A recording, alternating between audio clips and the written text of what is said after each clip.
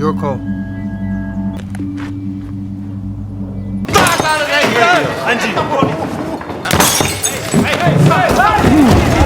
Buang Side.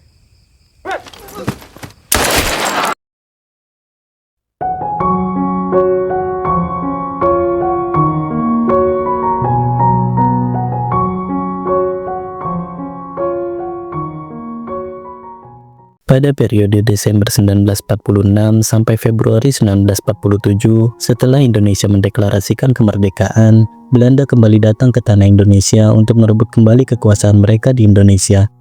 Film ini sebenarnya menjadi kontra oleh pihak Belanda.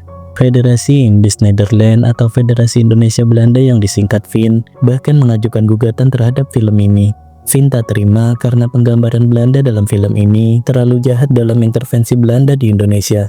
Bahkan film ini seperti menggambarkan tentara Belanda sama dengan para pasukan Nazi yang sangat kejam. Puncaknya, Fin meminta agar di awal film disertakan disclaimer yang menyatakan bahwa film ini hanyalah cerita fiksi. Namun, pihak produser menolaknya, dan pengadilan Belanda juga telah memberikan keputusan tak perlu menambahkan disclaimer itu pada bagian awal film. Sutradara film ini yaitu Jim Taihuttu yang juga memiliki darah Maluku. Ia mengatakan ia tak menambahkan dan tak mengurangi sejarah dalam cerita pada film ini. Ia hanya mengikuti cerita sesuai dengan buku catatan seorang prajurit Belanda yang diberikan kepadanya.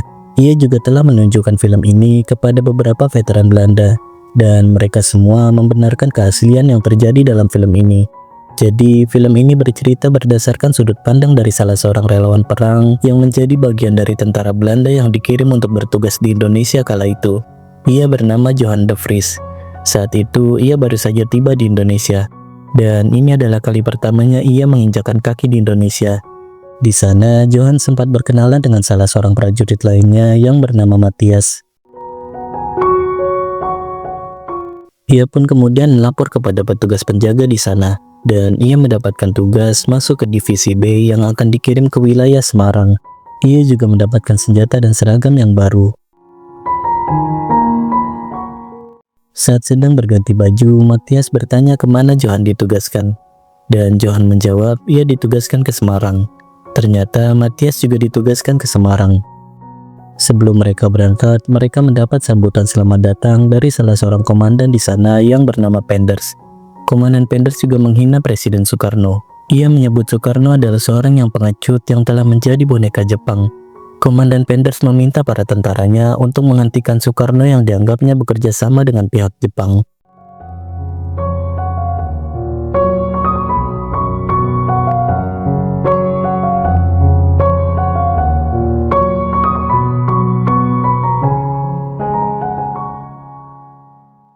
Singkat cerita, Johan dan pasukan divisi B telah sampai di Semarang.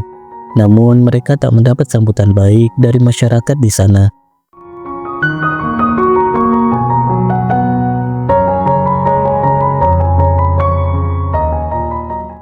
Sesampainya mereka di camp, mereka didatangi oleh Komandan Mulder.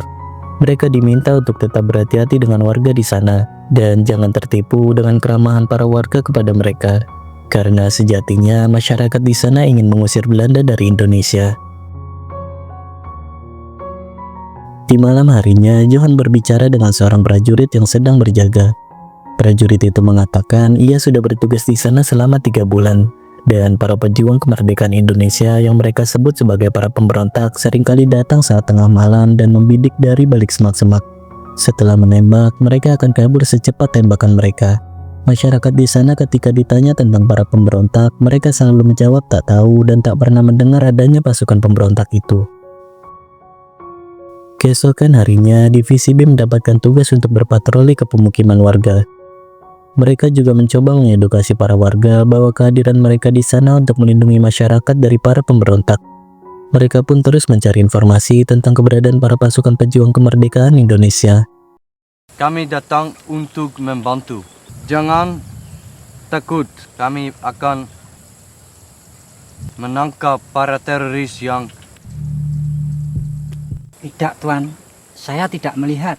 Mereka kemudian sampai di sebuah pemukiman penduduk.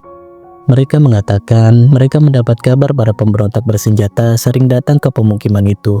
Namun seorang warga di sana menjawab bahwa di sana aman-aman saja dan tak pernah ada pasukan pemberontak yang datang.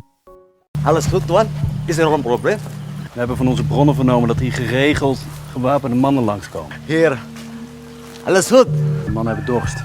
Minum, minum. Oh, minum. Kenapa, Le? Ambil, cepat, cepat.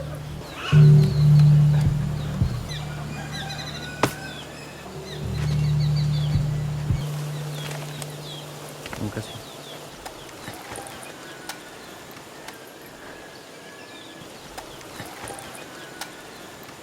Mereka pun kemudian melanjutkan perjalanan ke salah satu kamp lain tentara Belanda. Kamp itu dulunya adalah kamp milik Jepang, namun berhasil direbut oleh para pasukan Belanda. Mereka pun memutuskan untuk menginap di kamp itu untuk sementara waktu.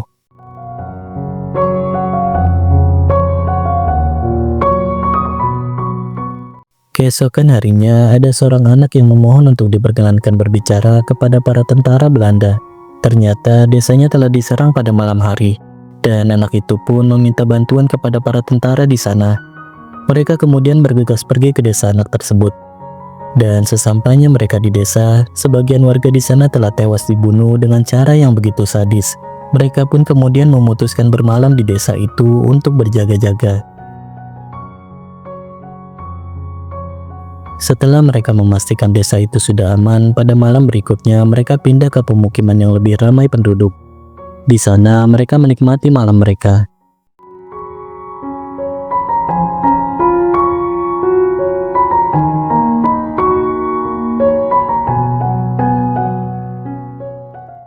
Johan bertemu dengan seorang wanita penghibur yang bernama Gita, dan Johan mulai jatuh cinta kepada Gita. Keesokan harinya, Johan melihat seorang pria sedang ditindas oleh tentara Jepang. Johan pun kemudian mencoba melerainya. Ada apa? Oke, tenang. Dia mau mencuri barang saya, Tuan. Tiba-tiba saja datang salah seorang kapten tentara Belanda. Ia meminta tentara Jepang itu untuk pergi dan meninggalkan pria itu bersama dengan barang-barangnya. Your call.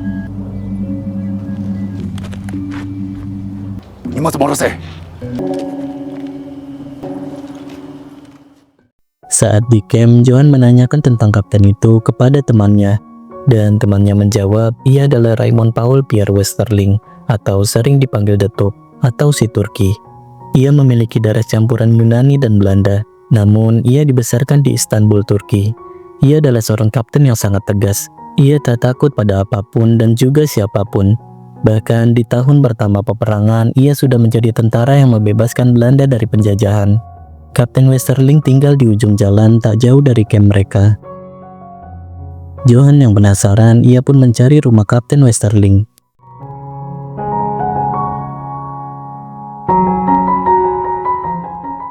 Kemudian mereka mendapatkan tugas dari seorang letnan di sana. Mereka ditugaskan untuk berpatroli ke daerah Klewang Sawah selama 3 hari yang akan dipimpin oleh Kopral Kulen. Mereka pun pergi ke daerah Klewang Sawah.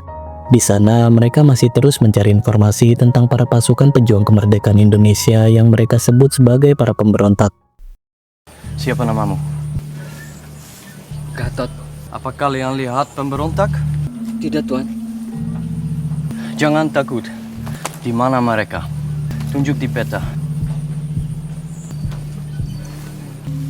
Kamu bohong, Gatot? Tidak, Tuan. Singkat cerita, mereka sudah berada di Indonesia selama 3 bulan. Johan pun mulai jenuh dengan tugasnya yang hanya berpatroli saja. Selama 3 bulan itu, ia sama sekali tak melihat satu orang pun dari para pemberontak. Saat di hutan, mereka sepertinya tersesat. Kopral Kulen mengatakan seharusnya mereka sudah menyeberang beberapa kilometer sebelumnya. Namun, Kopral Kulen tetap memilih untuk terus berjalan maju dan menyeberangi sungai yang ada di depan. Sesampainya mereka di sisi sungai, Johan nampaknya mulai kesal dengan kepemimpinan Kopral Kulen.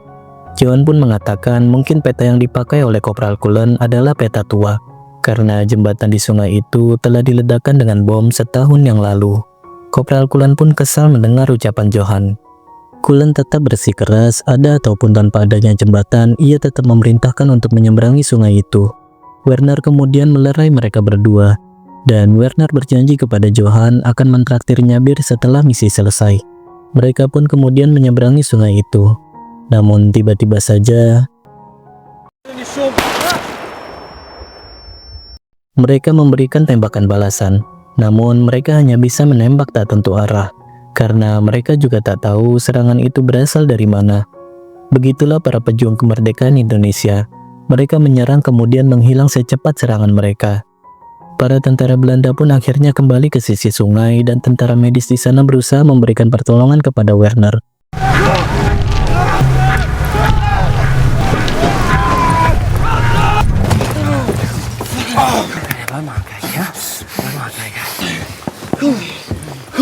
Oké.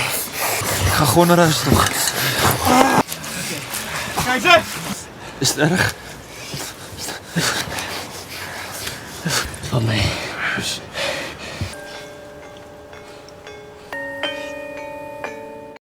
Setelah kematian Werner, mereka membuat upacara pemakaman untuk penghormatan terakhir kepada Werner. Dan ternyata Kapten Westerling juga datang ke acara pemakaman tersebut. Keesokan harinya, Johan dan Cullen dipanggil oleh Komandan Mulder. Komandan Mulder mengatakan di dalam catatannya yang bertanggung jawab atas senjata brand yang digunakan oleh Werner adalah Johan dan Werner itu sendiri. Lalu Komandan pun menanyakan kemana senjata brand milik Werner. Dan Johan menjawab senjata itu jatuh ke sungai saat Werner tertembak dan ia tak sempat mengambilnya. Karena saat itu ia sangat berusaha menolong Werner. Komandan Mulder pun mengingatkan Johan kembali tentang aturan militer yang melarang meninggalkan senjata ketika terjadi serangan dadakan. Karena jika senjata itu ditinggal maka musuh akan mengambilnya. Itu membuat musuh semakin memiliki persenjataan yang lengkap dan bisa kembali menyerang mereka kapan saja. Johan pun meminta izin untuk kembali ke sungai itu untuk mencari senjata brand. Namun Komandan Mulder tak mengizinkannya. Ia tak ingin kehilangan anak buahnya lagi. Ia akan meminta bantuan kepada pasukan yang ada di Jakarta untuk menangani kasus ini. Mereka pun kemudian diminta untuk angkat kaki oleh Komandan Mulder. Saat di luar, Johan ditarik oleh Kopral Cullen. Cullen sangat kesal dengan Johan. Ia pun mengancam akan membunuh Johan. Terlebih, ia tahu ayah Johan adalah seorang pendukung pasukan Nazi. Dan Cullen merasa tak akan ada yang peduli jika pengkhianat seperti Johan mati di tangannya. Di malam harinya, Johan bersama teman-temannya pergi ke salah satu bar. Di sana, Matthias masih merasa kesal atas kematian Werner. Ia pun menyebut orang-orang Indonesia yang berada di sana dengan sebutan monyet hitam. Orang-orang Indonesia itu adalah orang-orang yang bersekutu dengan Belanda dan mengkhianati Indonesia. Kemudian, Matthias berteriak mencaci lukisan Ratu Belanda. Matthias saat terima temannya mati di sana, sedangkan Ratu hanya sibuk memakan hidangan kue. Salah seorang Indonesia di sana tak terima dengan cacian Matthias. Ia meminta Matthias menarik ucapannya kepada ratu mereka itu. Namun Matthias menjawab, urus saja ratumu sendiri. Itu adalah ratu kami dan bukan ratu kalian.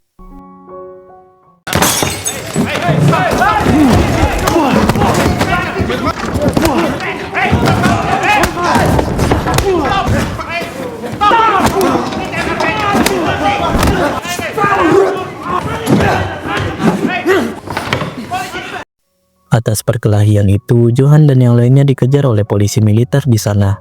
Untungnya, Johan berhasil lolos dari para polisi militer itu. Keesokan harinya, salah seorang pemberontak yang membunuh Werner berhasil ditangkap.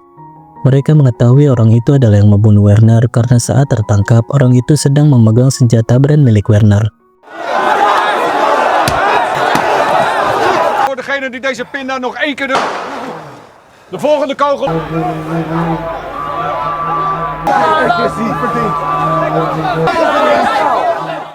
Dan Kapten Westerling pun datang untuk menginterogasi orang itu. Hingga malam hari, ternyata orang itu tak kunjung memberitahu Kapten Westerling di mana para pasukan pejuang kemerdekaan Indonesia lainnya. Kapten Westerling pun meminta Johan untuk membawakan aki dan kabel jumper.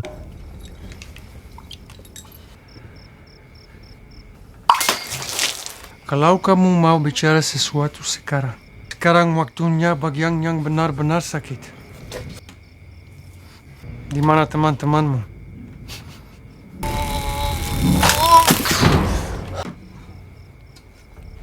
Merdeka. Indonesia merdeka!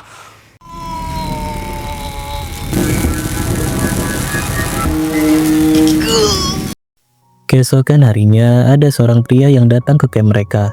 Ternyata pria itu ingin memberi bocoran informasi tentang para pasukan pejuang kemerdekaan Indonesia. Johan pun membawa pria itu ke hadapan Komandan Mulder. Pria itu memberitahu para pasukan pejuang kemerdekaan Indonesia itu bernama kelompok Gagak Hitam, dan mereka semua kini sedang berada di rumah pria itu. Pria itu meminta bantuan tentara Belanda untuk membebaskan kedua putrinya yang disandra oleh kelompok Gagak Hitam.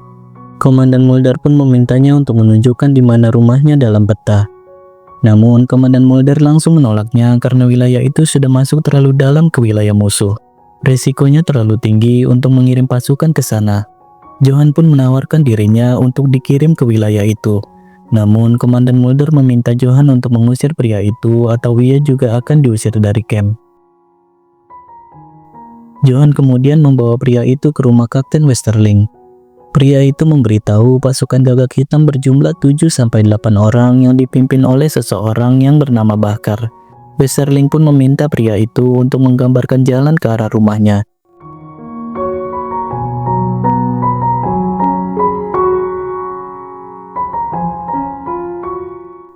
Sebelum pergi, Westerling meminta Johan untuk kembali ke rumahnya pada tengah malam nanti, tanpa membawa senjata melalui pintu belakang. Dan pastikan tak ada seorang pun yang melihatnya. Di malam harinya, Johan datang ke rumah Westerling melalui pintu belakang. Di sana ada orang Indonesia yang merupakan tangan kanan Westerling yang bernama Samuel. Ternyata Samuel adalah orang yang pernah berkelahi dengan Matthias Dibar waktu itu. Kini ia ditugaskan oleh Westerling untuk memandu mereka menuju ke desa pria itu melewati hutan untuk menghindari jalan besar.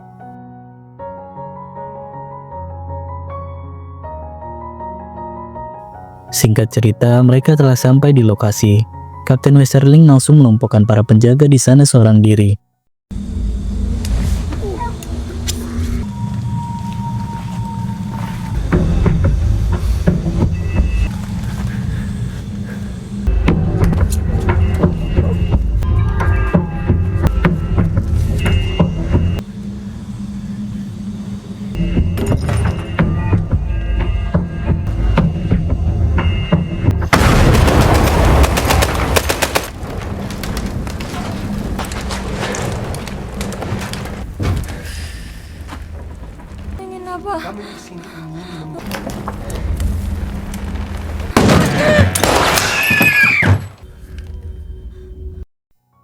Dan mereka pun berhasil menyelamatkan kedua putri pria itu.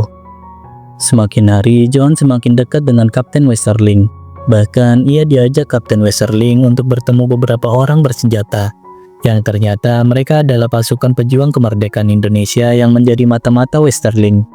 Westerling telah membayar mereka untuk memberikan informasi tentang para pasukan pejuang kemerdekaan Indonesia. Setelah itu, Kapten Westerling memberikan Johan pisau kesayangannya sebagai hadiah untuk Johan karena telah membunuh orang untuk pertama kalinya. Suatu hari, Johan dan Matthias mendapatkan tugas untuk membebaskan tawanan yang membunuh Werner ke hutan.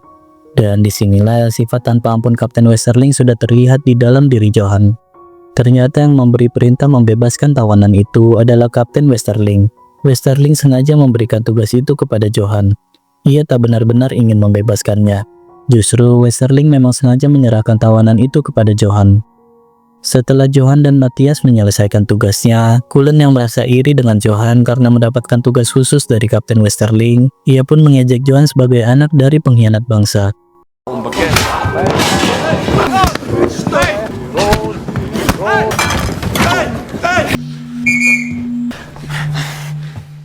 Keesokan harinya, Johan datang ke tempat Gita. Ia memberikan Gita hadiah berupa kain yang ia dapatkan dari tentara Jepang.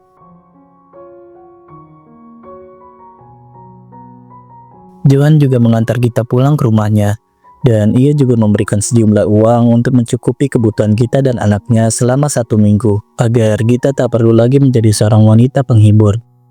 Di malam harinya, Johan diajak Kapten Westerling menghadiri pesta para petinggi militer Belanda.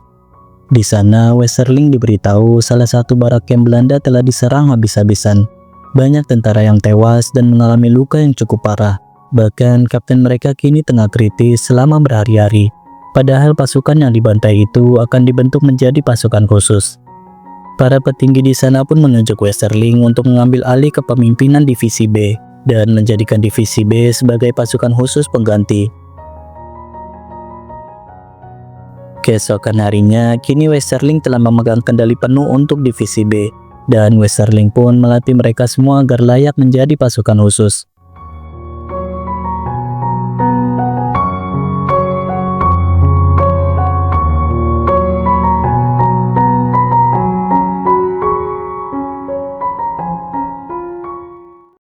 Di malam harinya, Westerling memanggil Johan ke ruangannya.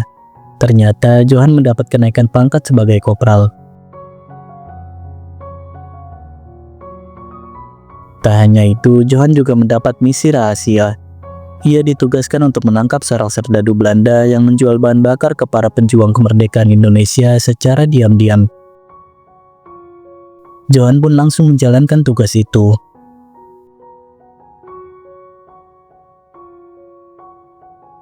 Setelah itu, Johan pergi ke rumah Gita. Di sana, Johan tampak curiga dengan gerak-gerik Gita. Ia pun berpura-pura haus agar diizinkan masuk ke dalam. Kenapa, Johan?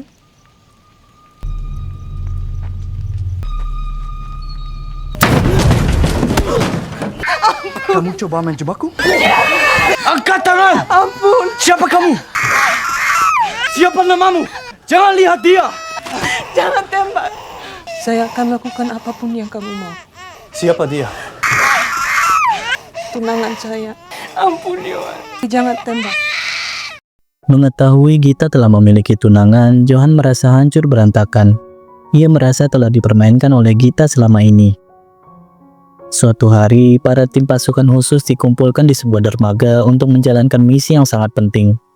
Kemudian, Kapten Westerling datang dengan membawa surat perintah. Mereka ditugaskan untuk pergi ke Pulau Sulawesi yang dulu dikenal dengan nama Celebes. Mereka diperintahkan untuk memberantas para pejuang kemerdekaan Indonesia sampai ke akar-akarnya. Misi itu mereka sebut sebagai misi pembersihan Celebes. Mereka pun kemudian berangkat ke Celebes dengan menggunakan kapal. Sesampainya mereka di Celebes, mereka langsung menuju ke camp dan beristirahat sejenak.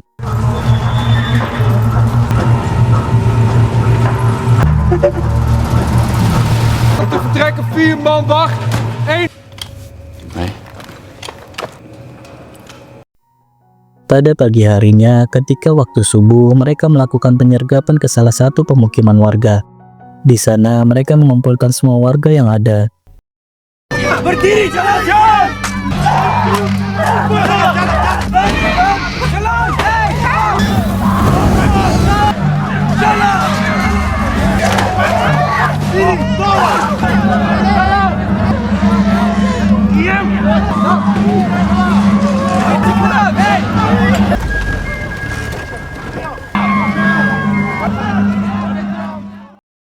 Kapten Westerling pun memberikan penjelasan kedatangan para tentara Belanda ke sana adalah untuk menyelamatkan para warga dari penindasan kelompok pemberontak. Dan Westerling memiliki catatan nama-nama yang diduga masuk ke dalam kelompok para pejuang kemerdekaan Indonesia. Yang namanya saya panggil harap maju ke depan. Andi Pata. Cepat! Cepat! Apakah kamu Andi Pata?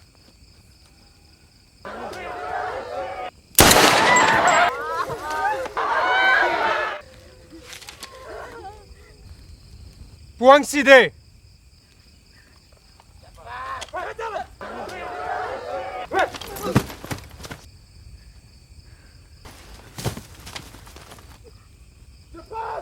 Apakah kamu Puang Side? Benar, Tuan.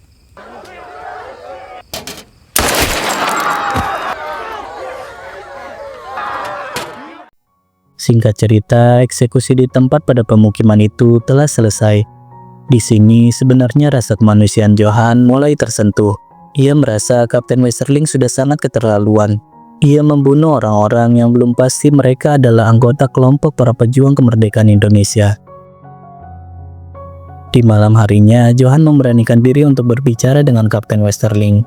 Di sana, Johan meminta untuk Kapten Westerling menginterogasi dulu nama-nama yang ada di catatannya. Bukan malah membunuh mereka begitu saja, karena bisa jadi mereka bukanlah bagian dari kelompok para pejuang kemerdekaan Indonesia. Namun Westerling dengan tegas mengatakan bahwa ia mendapatkan informasi itu dari orang yang terpercaya. Jika memang dugaan itu salah, maka itu akan tetap menjadi benar karena dirinya telah berkata itu adalah hal yang benar. Dan Westerling merasa itu adalah satu-satunya cara untuk menciptakan kedamaian. Jika memang Johan memiliki ide lain yang lebih baik, maka dirinya terbuka untuk mendengarkan. Namun jika tidak, maka cepatlah pergi tidur. Keesokan harinya, mereka kembali melakukan penyerangan ke pemukiman warga lainnya, dan mereka kembali melakukan pembantaian pada nama-nama yang ada dalam catatan Kapten Westerling.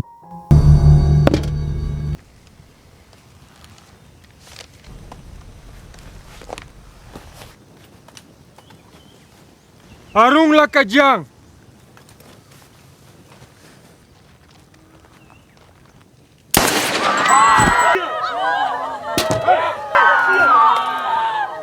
Nama-nama berikutnya adalah saudara. Jadi saya mau mereka maju bersama. Bahrong Siajang, Kamba Siajang, Sulaiman Siajang, Yusuf Siajang. Ik heb 2 vrijwilligers nodig. Apakah kalian anak-anak dari Puang Siajang si kriminal itu? Tukang penjahat bapakku. Satu jeep penjahat. Cukup jawab, ya atau tidak. Ya.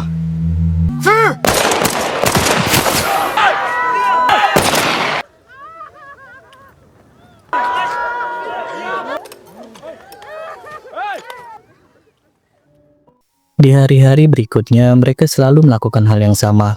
Di sini, hati nurani Johan mulai tak bisa menerima lagi melihat tindakan semena-mena dari para tentara Belanda.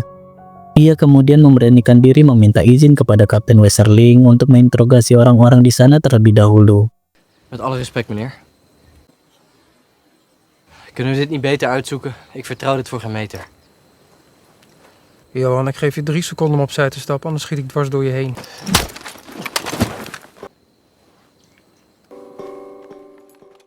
Setelah Johan sadar dari pingsannya, ia telah dilucuti dari persenjataan bahkan dari baju militernya.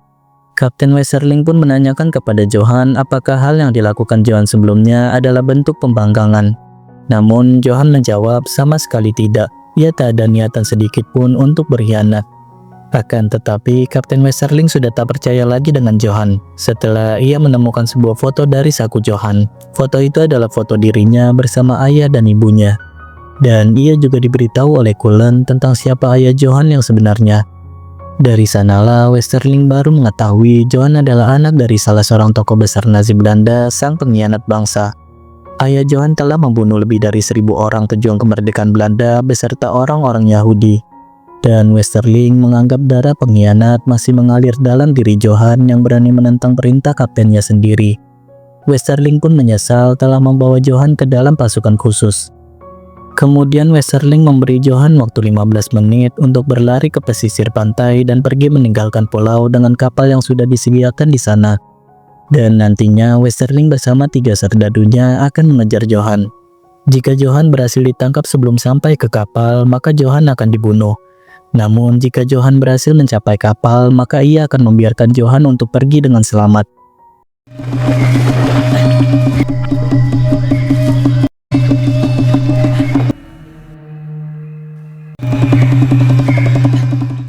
Di dalam hutan, Johan bersembunyi dari para tentara yang mengejarnya.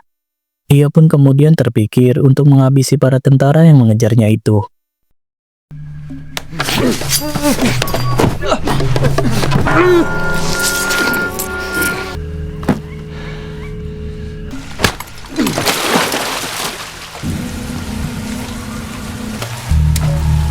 Rustig.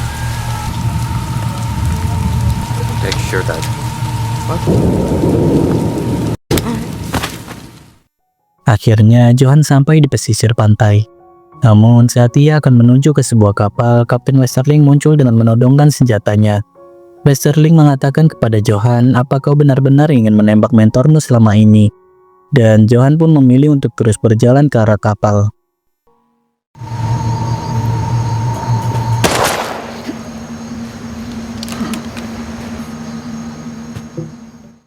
Westerling sengaja tak menembak pada titik bagian fatal. Ia bahkan menyuruh Johan untuk menekan terus lukanya agar Johan tetap selamat. Westerling pun kemudian membiarkan Johan untuk pergi. Singkat cerita, Johan berhasil pulang dengan selamat. Ia pun pulang ke rumahnya dan bertemu kembali dengan ibunya. Ibunya menyuruh Johan untuk kembali mencari pekerjaan. Dan Johan menjelaskan para relawan perang dijanjikan oleh pemerintah mereka bisa mendapatkan pekerjaan mereka kembali seperti sebelum mereka dikirim bertugas untuk perang. Dan karena janji itu juga, Johan dan banyak orang lainnya mau menjadi relawan perang. Keesokan harinya, Johan datang ke tempat sebelumnya ia bekerja. Namun perusahaan sudah tak bisa menerimanya lagi. Johan pun mengatakan apakah mereka tak mendapat surat dari kementerian tentang para relawan perang bisa mendapatkan pekerjaan mereka kembali setelah selesai bertugas. Dan bosnya menjawab pemerintah tak peduli dengan biaya sewa bangunan perusahaan. Sedangkan jika perusahaan ingin tetap bertahan, mereka harus memiliki para pekerja. Dan jika mereka menunggu para relawan selesai bertugas, maka perusahaan itu dipastikan sudah bangkrut dan tak bisa beroperasi lagi. Mereka pun mau tak mau harus merekrut karyawan baru setelah melepas para karyawan lamanya untuk menjadi relawan perang. Dan kini semua posisi sudah terisi. Mereka sudah tak lagi membuka lowongan kerja. Beberapa tahun berselang, Johan yang sangat membenci ayahnya, ia pun akhirnya datang untuk menemui ayahnya yang mendekam di penjara atas pengkhianatannya kepada bangsa. Di sana, ayahnya sangat senang, akhirnya Johan mau datang untuk menjenguknya. Namun, Johan mengatakan ia datang bukan untuk menjenguk. Ia hanya ingin memberitahu bahwa ibunya telah meninggal 3 hari yang lalu. Dan Johan juga menceritakan kini dirinya sudah bekerja di sebuah pabrik cat. Suatu hari, Johan melihat Kopral Cullen. Johan sangat dendam dengan Cullen karena Cullen sangat membenci dirinya. Dan Cullen juga yang membocorkan informasi tentang siapa ayah Johan kepada Kapten Westerling waktu itu. Johan pun sangat ingin membunuh Cullen.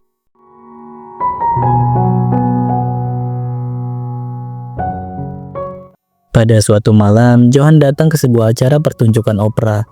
Dan ternyata salah satu tokoh dalam pertunjukan itu diperankan oleh Kapten Westerling.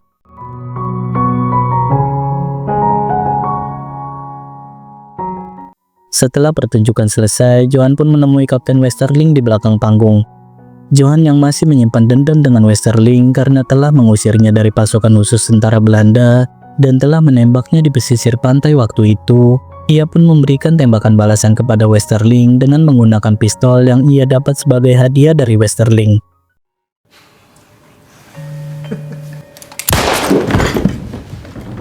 Setelah merasa puas dendamnya sudah terbalaskan, Johan memilih untuk mengakhiri hidupnya sendiri. Karena ia merasa ia hanya hidup untuk dibenci. Ayahnya adalah seorang tokoh besar Nazi Belanda, sang pengkhianat bangsa. Sedangkan dirinya adalah seorang yang dianggap berkhianat kepada pasukan Belanda.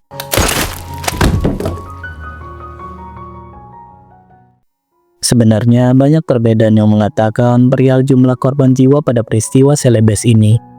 Westerling sendiri menyebutkan dalam bukunya yang berjudul Challenge to Terror di halaman 110, ia menuliskan bahwa ia hanya membunuh 600 orang saja pada operasi pembersihan Celebes. Sedangkan jumlah berbeda tertulis dalam buku yang berjudul Tragedi Westerling, Sang Pembantai Rakyat Indonesia. Di buku itu tertulis berdasarkan pemeriksaan pemerintah Belanda di tahun 1969, diperkirakan korban tewas akibat pembantaian pasukan Westerling sekitar 3.000 orang. Sementara menurut penelitian Angkatan Darat Indonesia yang dilakukan pada tahun 1950-an, jumlah korban tewas akibat kekejaman Westerling hanya 1.700 orang. Versi lain juga turut disampaikan oleh sejarawan asal Pindrang, Sulawesi Selatan yang bernama Anhar Gonggong. Ia menyebutkan korban jiwa dalam peristiwa pembantaian Westerling di Sulawesi Selatan berkisar 10.000 orang. Beberapa keluarga Anhar seperti ayah, paman, kakak, dan juga sepupunya turut menjadi korban pembantaian Westerling. Namun dalam buku berjudul SOB 11 Desember 1946 sebagai Hari Korban 40.000 Sulawesi Selatan, dijelaskan bahwa angka 40.000 tersebut secara historis diucapkan oleh Kahar Muzakkar ketika menghadap kepada Presiden Soekarno di Yogyakarta tahun 1947. Saat itu, Kahar Muzakkar dengan penuh emosi mengungkapkan betapa bengisnya pasukan Belanda pimpinan Westerling yang membantai rakyat Sulawesi Selatan. Bung Karno terkejut menerima laporan itu dan ia hanya bisa menangis. Sejak saat itulah istilah korban 40.000 diambil alih oleh Soekarno dan kerap disampaikan dalam pidato-pidatonya. Istilah itu digunakan untuk mengobarkan semangat perjuangan kepada para pemuda di seluruh penjuru tanah air. Terlepas dari berapa banyak jumlah korban pada peristiwa selebes pembantaian oleh Westerling, kita patut bangga dengan perjuangan para pejuang kemerdekaan Indonesia yang rela berkorban untuk mempertahankan tanah air Indonesia agar tak direbut oleh para penjajah yang bertindak semena-mena dengan mengatasnamakan kedamaian terhadap tindakan pembantaian mereka kepada rakyat Indonesia. Dan jika ada kesalahan dan kekurangan dalam alur cerita film maupun cerita sejarah yang kami sampaikan, kami memohon maaf yang sebesar-besarnya. Jangan lupa klik dulu tombol subscribe-nya dan sampai jumpa lagi di video Istoma selanjutnya.